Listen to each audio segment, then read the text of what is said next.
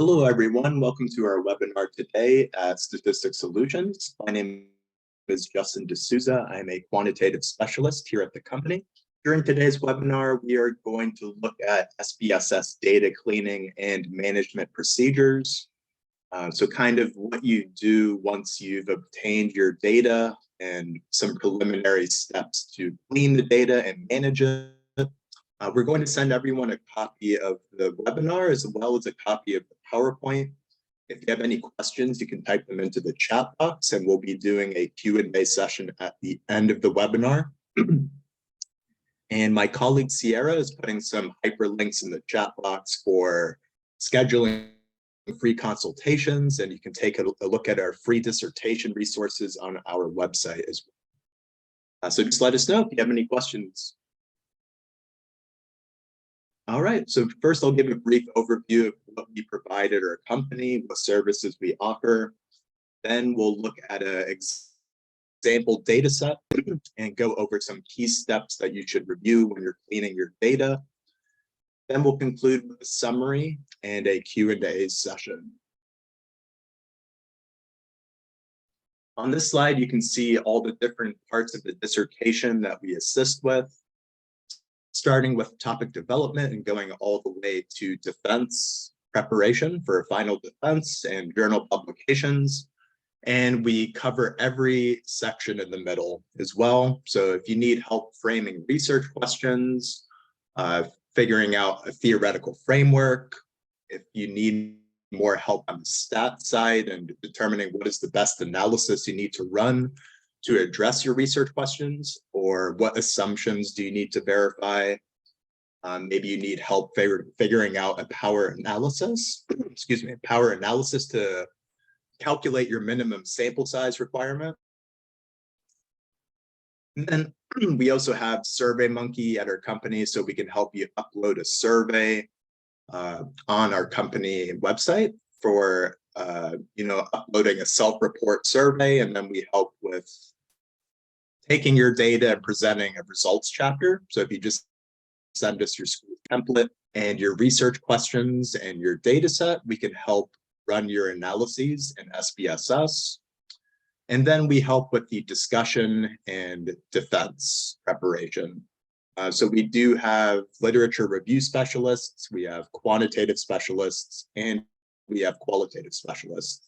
So no matter where you are in the process, if you've hit a roadblock, just let us know and we can provide assistance. You can give us a call at 727-442-4290 to set up a consultation, or you can click one of the links that Sierra provided in the chat box.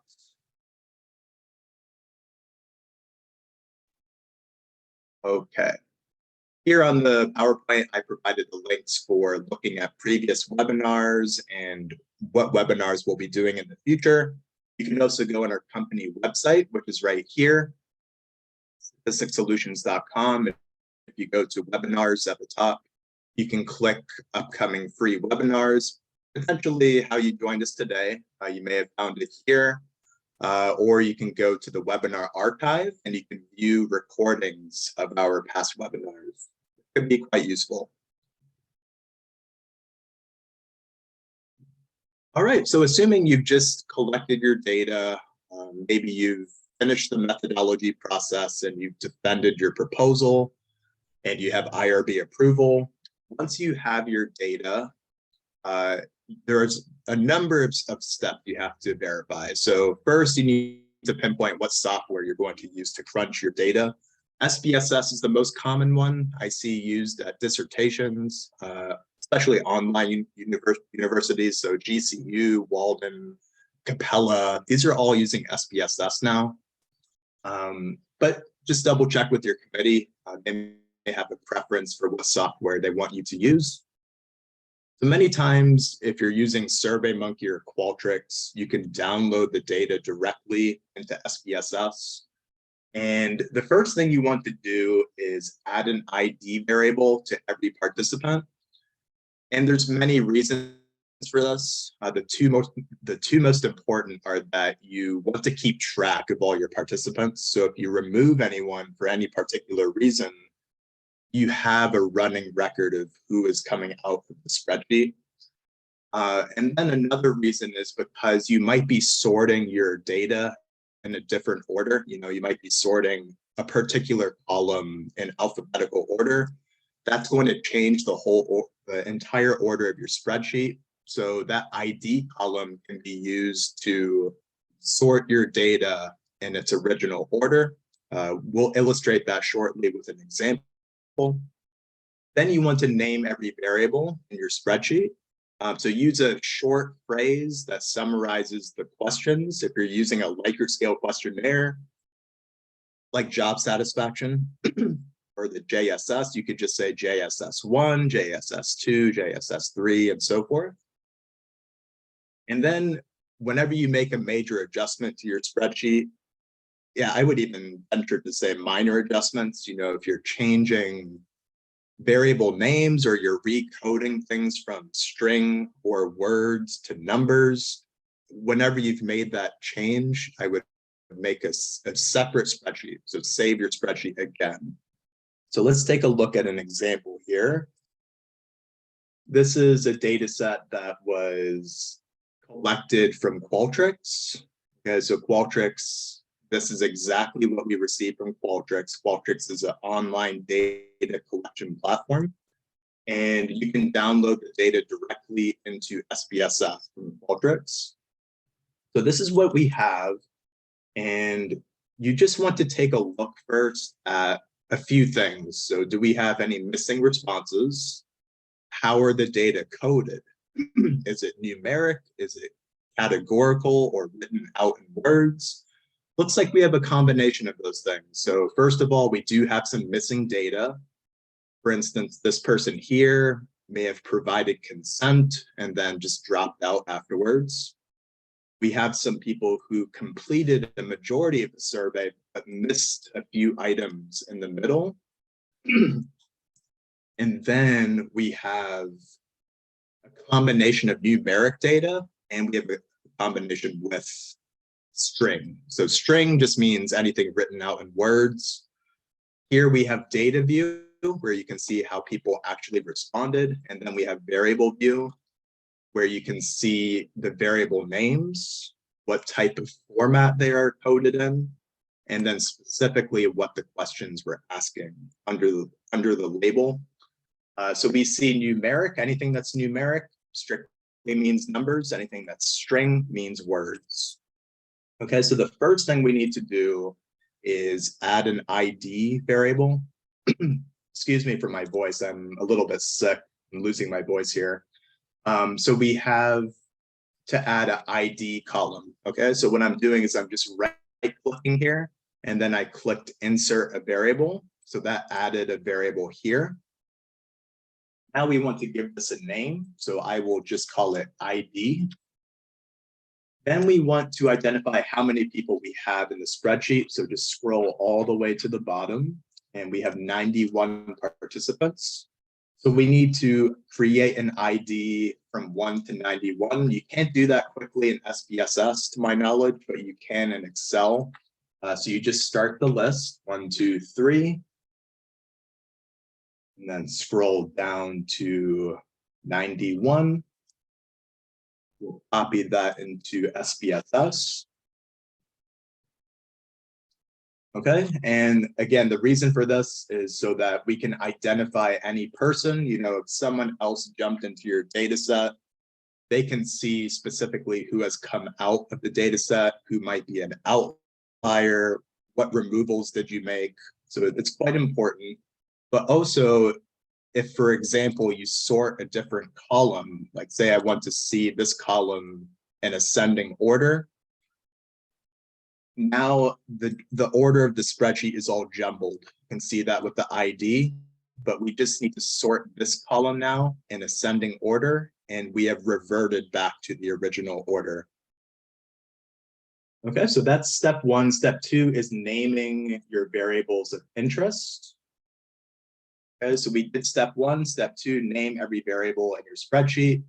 So this spreadsheet, or this data set, was measuring 3 different factors: leader effectiveness, job satisfaction, and organizational performance. So all you have to do is come in here, We'll do leader effectiveness.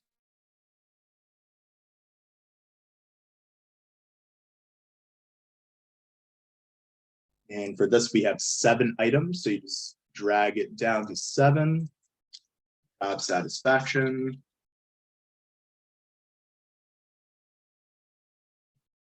For job satisfaction, we have 6 items. And for organizational performance,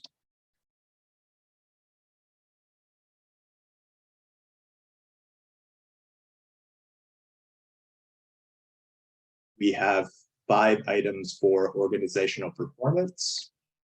And then you can just copy and paste this into variable view. Okay, so we will copy from here down to here. And then job satisfaction and organizational performance. Okay, so that is step 1 and 2 completed. I would save the spreadsheet now. We have the original, which is called sample data. But what I like to name every spreadsheet file, I go to save as. I'll be very specific. I say today's date, for example, in case someone else jumps into your spreadsheet. And then I put the sample size, 91, and then describe what happened for this data management procedure. So we added IDs and named variables of interest.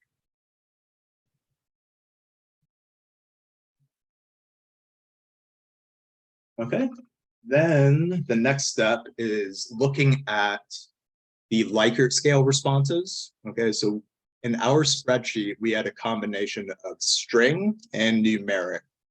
We want to convert everything to numeric if possible. And you need to have the scoring instructions for your survey if possible. You need to know if reverse coding is something that needs to happen.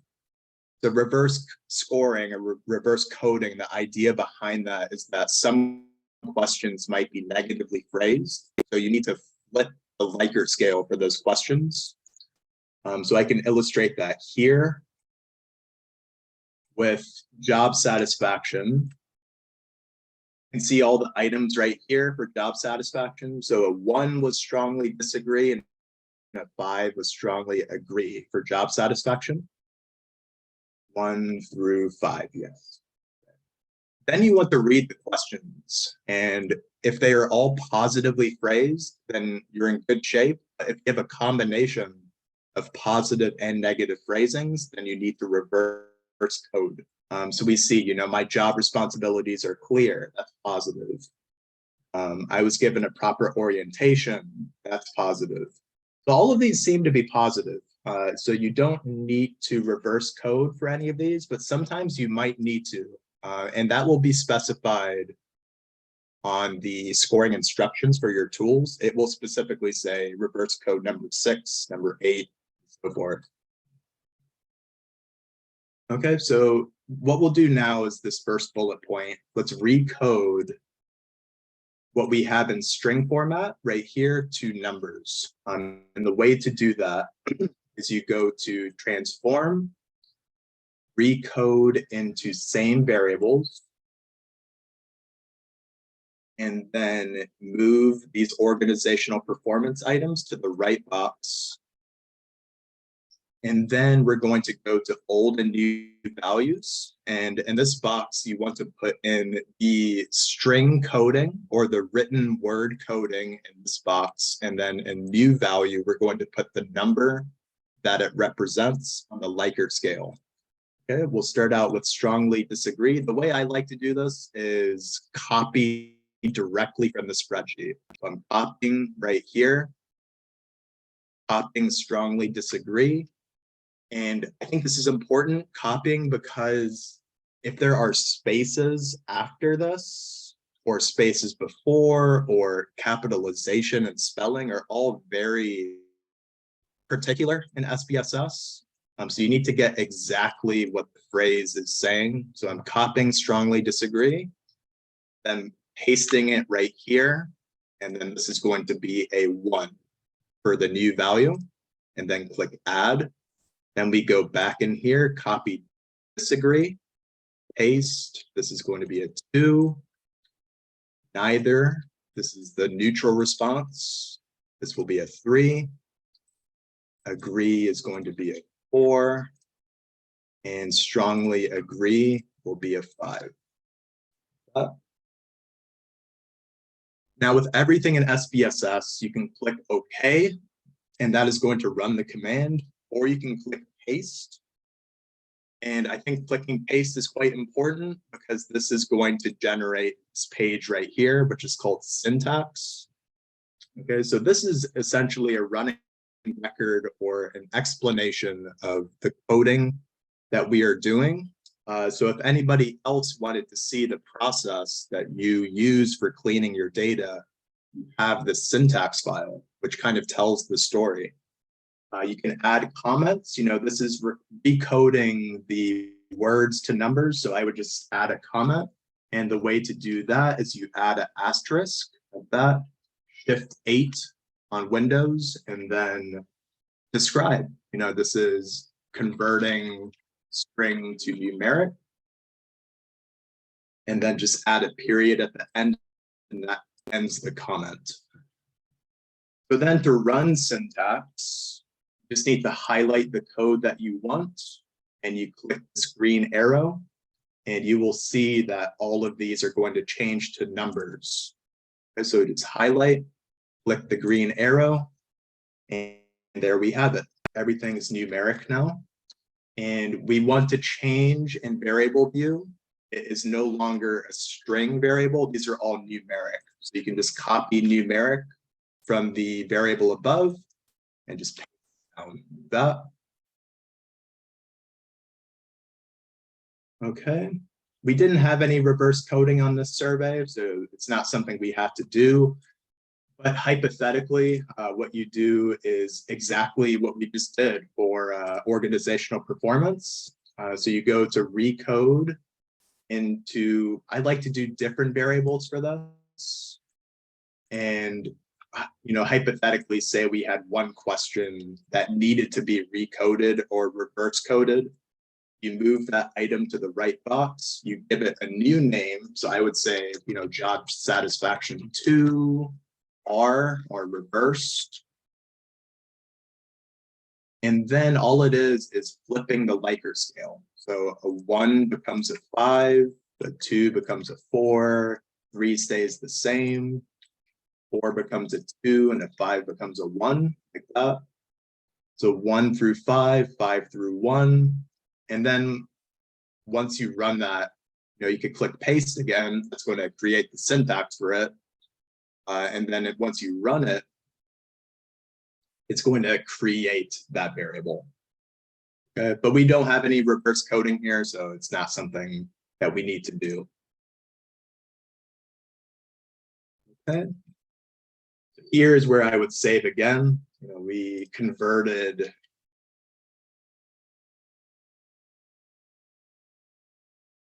string numeric or organizational performance.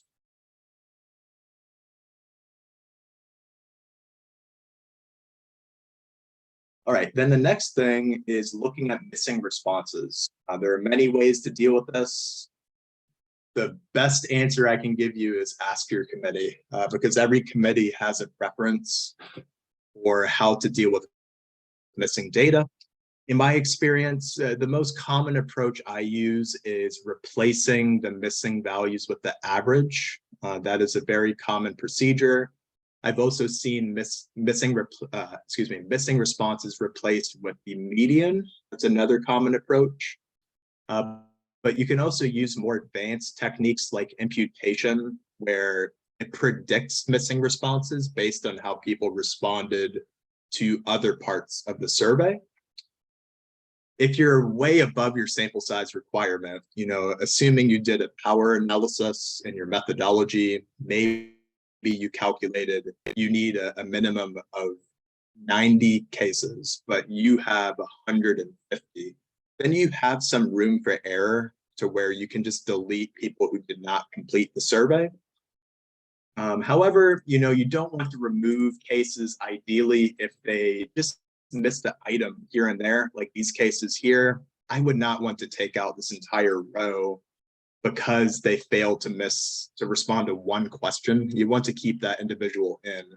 But this case right here definitely needs to come out because they provided consent and then just didn't respond to anything.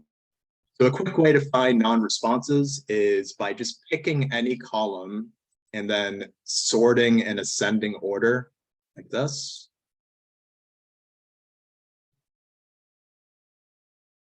That's not working. Huh. Undefined. Try it down here. There we go. I'm not sure why it didn't work on these ones. But the idea is that once you do that, it's going to put all the missing values at the top so we can quickly see people who didn't respond to anything. So I would take these ones out, these 5 cases. Okay, so I just clicked, highlight these 5, right click, and clear, like that, and save. Okay, it's a pretty drastic step. Whenever you're taking out participants, you want to save a new copy. So now we have 86 moved on responses. All right, and then we need to take care of these cases here where we have just a few non-responses in the middle. We have maybe 3 or 4 of them. But maybe you have a spreadsheet of 1,000 cases and it's kind of hard to identify where those missing cases are. So this is where you use this function. You go to transform, replace missing values right here. And what I like to do is I just throw everything in. Okay, I just put everything in this right box. And before you do that, you have to select your method. So are we going to use a mean to replace missing values? Are we going to use a median to replace missing values? I tend to see the series mean or mean of all points. This is a good one to use, mean of nearby points, and then just change it to all points. That is going to take an average of your column and then replace the missing value with the average. Okay, so we'll move everything to the right box. And what this is going to do, we'll click paste. So we have the syntax for it right here. So this is the coding for replacing missing values with the average.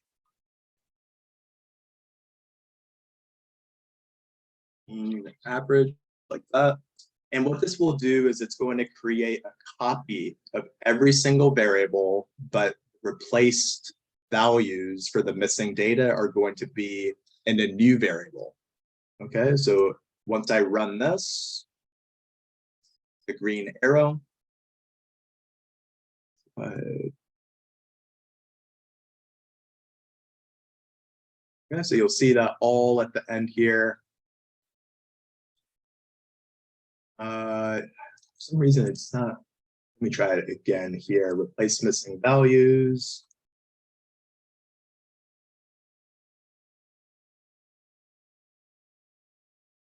Getting some strange error messages on here. I'm not really sure why.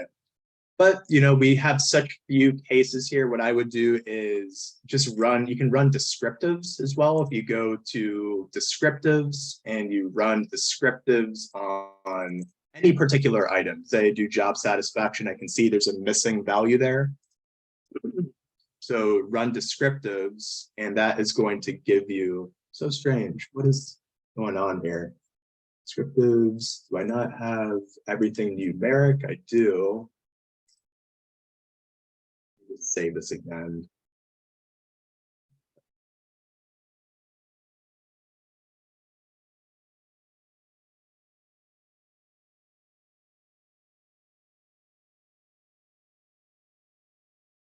Satisfaction.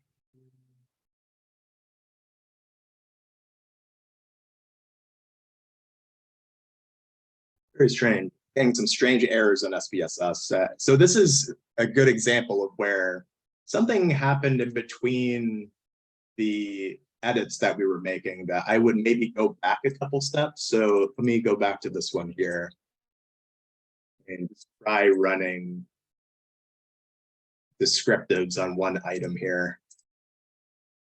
So it is working in a previous spreadsheet. Something happened in between the previous one and the most recent one. So let's go back a step. I do want to illustrate this. This is a good thing to happen. Sometimes obstacles present themselves.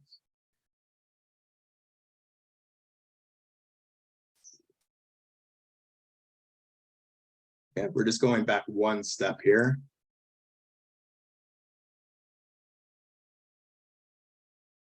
So let me delete the most recent save we did, which was this one.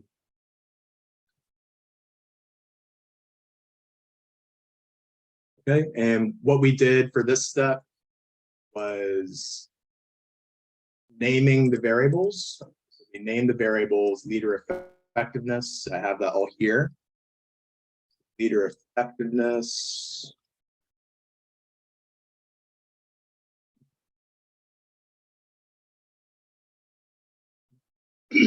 All right, so then for replacing missing values,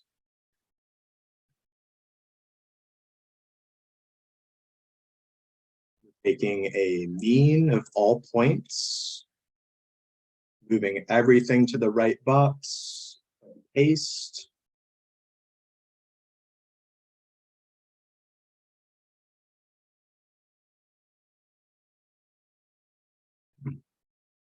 Okay, and let's see if it runs this time. It should.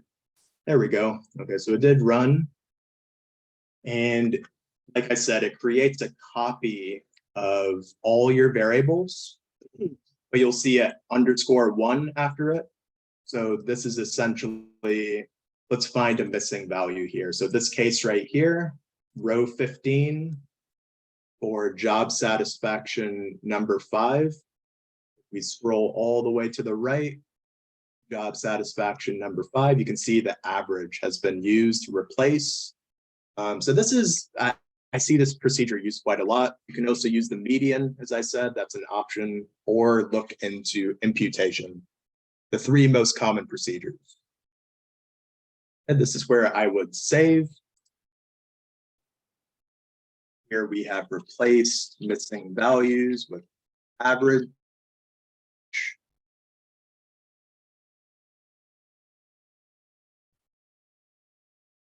And then in the syntax file, replacing values with average. And then you have to be very careful because you have 2 versions of your variables. You have the originals up here. Then you have the new ones with replace missing values at the bottom. You just want to be consistent. So don't use the ones above if possible. I'd like to copy the labels. So here's what the questions we're asking. I just copy that right into here. Then to avoid confusion, I would just remove all of these. We don't need the originals anymore. We have the copies with everything completed. So we have no missing responses here. Okay, and then the next step is creating composite scores. This is usually the goal of using a Likert scale survey, is you don't want to look at every item individually or on its own. You want to create an overall score that summarizes that variable. And usually that's done with a mean or a sum of the respective items. You have to look for the scoring instructions for your survey to ensure that that is the correct approach. Sometimes there are some more steps, but most of the time you just take a mean or a sum. So today, let's illustrate with a mean. The idea behind this is you don't want to look at every item. Leader effectiveness 1, 2, 3. You don't want to look at all 7 items. You want to create one leader effectiveness variable. So that is done in the transform function, transform, and then compute variable. And we will call it leader effectiveness overall. Then you can do this a couple different ways. You can say, I want to take the mean of, you can change it. Right now I see the labels, I want to see the variables. So just right click variable names like that.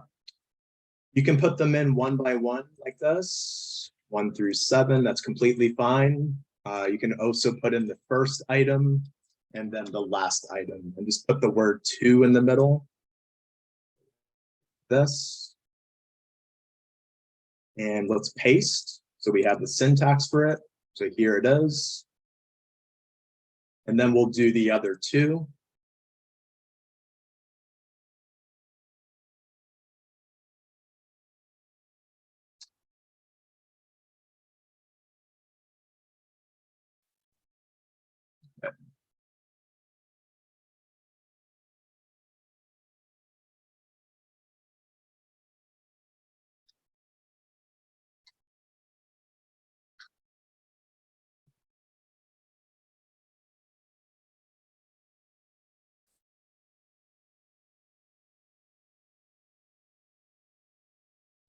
The reason I'm taking means for all of these is because I know for a fact that the scoring instructions for all 3 of these tools say to use a mean, but you might see a sum that instead of taking an average, you add all the responses.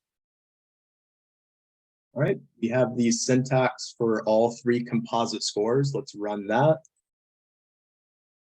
Now at the end of the spreadsheet, you'll see we have the overall scores. You can see how everybody scored individually. Then the next thing is identifying outliers. Okay, just like missing data, there's many ways to check for outliers. You can do it visually with box plots or scatter plots, but you can also do it with calculations. If you standardize your scores, I prefer that method because it's not so subjective. Looking at a plot is more subjective interpretation, whereas if you standardize your values, then you have an objective determination on whether we have outliers. Okay, so to do that, all you do is go to Analyze and Descriptive Statistics and Descriptives.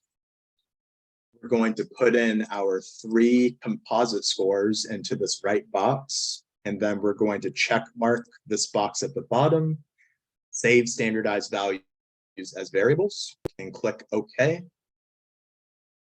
So that is going to create what are called z-scores. Z-scores are standardized values around the mean, okay? And according to this citation by Tabachnik and Fidel, they say that outliers correspond to z-scores exceeding 3.29 or values that are lower than negative 3.29. So the way to check that is just sort these columns in ascending and descending order. So if you ascending, we can see the lowest z-score is negative 0.97. That is not lower than negative 3.29. Then you do sort descending. So the highest z-score is 2.79. That is not larger than 3.29. So no outliers for leader effectiveness. Then for job satisfaction, ascending, descending, no outliers, organizational performance, ascending, descending. So we don't have any outliers collectively. Okay, and we should save the spreadsheet here. It's a pretty important time to save. Okay, so what do we do here? We've created composite scores and check for outliers.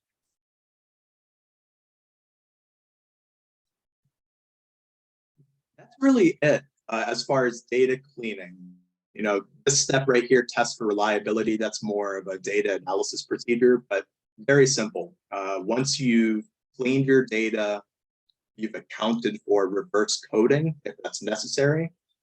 You go to Analyze and Scale and Reliability Analysis. And this is called Cronbach Alpha, is what we're calculating here. And it is telling you how consistent participants were in responding to the survey. So you move all the items that were part of a particular instrument. Leader effectiveness goes in its own block like that. And you give it a name. You can click OK or paste. I almost always click paste. And then we run that. And this is what it presents. Okay, this is Cronbach alpha. And we have a 0.97, which is really, really high. Anything above a 0.7 for reliability is good. And that shows that the survey participants were consistent in how they responded to the questionnaire, and they weren't jumping around too much. You know, strongly agree, strongly disagree. They were fairly consistent throughout. Good. Okay, then you would just do the same thing for the other two scales. Okay, and then the next step is looking at your demographics, if you have any. So running descriptive statistics on your demographics and your variables of interest. That is usually the first thing that goes in a results chapter. Then you want to test for assumptions. So assuming you have your research questions set in stone and you know what analysis you need to run to address those questions, most statistical analyses have assumptions that you have to verify, like normality, or homoscedasticity, or linearity. So you test for your assumptions, and then you address your research questions with your particular analysis. Okay. I would say altogether, you know, the data cleaning step sometimes can be the most time-consuming step. Actually running the analysis to test your research questions, that can take 30 minutes sometimes to an hour. But I've seen data cleaning, that can sometimes be the most time-consuming step. All right, so if we have any questions, you can type them into the chat box or the Q&A box. We're going to send everyone a copy of the recording. If you have any questions about the services, you can also give us a call at 727-442-4290. Or you can email us here at info@statisticsolutions.com. All right, I see Sierra just put the hyperlinks in the chat box again. If you have any questions about those links, you can let me know. If you have any questions about data cleaning, you can raise your hand even, and we can speak on the microphone.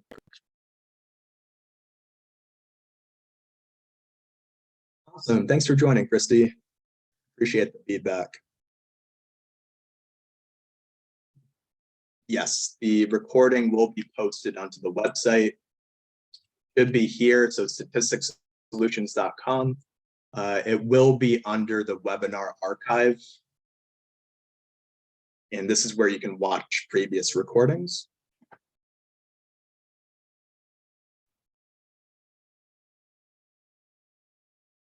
Yep, so consultations are completely free. It's about a 30-minute consultation in which, you know, it's good to send your proposal to our specialists so they have an idea of what your topic is about, and just have a list of questions, you know, where do you need the most assistance, and you assign to the correct person, whether that's a methodologist or a literature review specialist, or if you're doing quant or qual, we have both sides of the equation for that.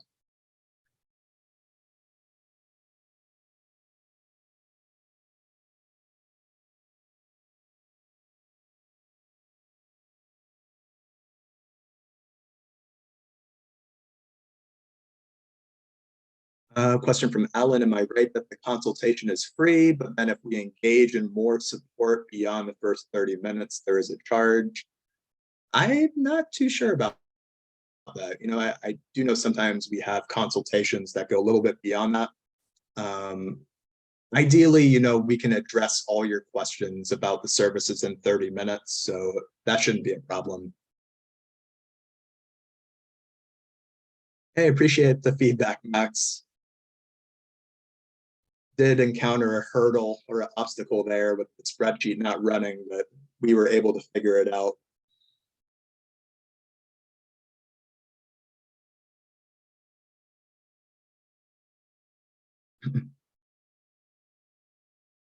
Oh, yes, Alan, the services do have a charge. Yeah. And it varies. It varies depending on where you are in the process. You know, if you need something substantial like chapter editing, we provide packages for that assistance. But if you need smaller, you know, hourly assistance, we also provide that as well.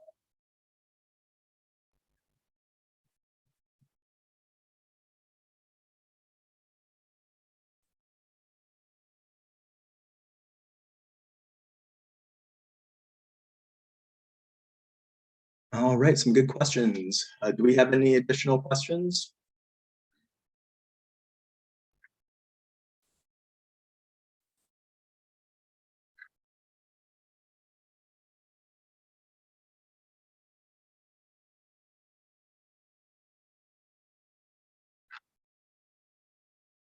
All right, thanks for joining, Max. Have a great day.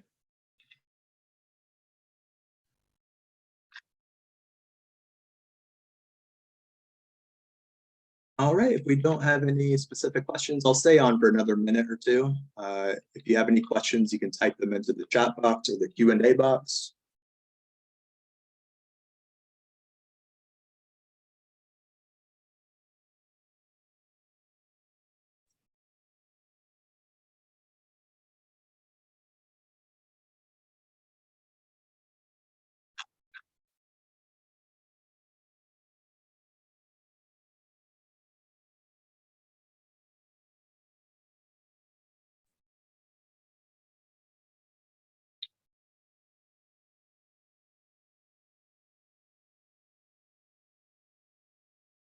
Hey, Raphael, yes, we do offer assistance with the journal publications.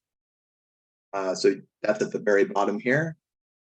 We usually will assign a statistician and a literature review specialist to you for that, because you probably, most of the time, you need to have literature and statistics. And oftentimes it is taking, not every time, but sometimes it's taking your dissertation and then condensing it down for a journal submission. So that is something we offer assistance.